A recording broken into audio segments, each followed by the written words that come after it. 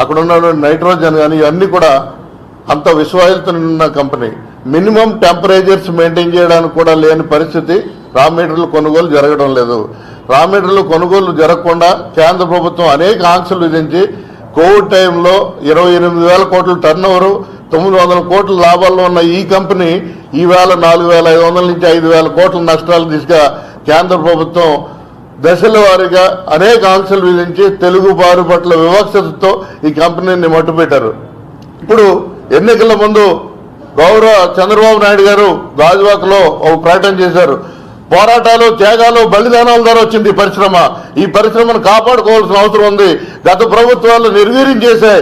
నేను ఈ పరిశ్రమని అత్యధిక మెజారిటీతో కూటమిని గెలిపించండి, నేను పరిశ్రమను కాపాడుతానని చెప్పారు ఆయన. 2 నెలలు అయిపోయింది. ఇవాళ అధోగతి పాలైపోయే పరిస్థితి. ఏవైనా 100,000 మంది చనిపోతే కేజీహెచ్ దగ్గరకు వచ్చి క్యాజువాలిటీకి అటెండ్ అవుతారా?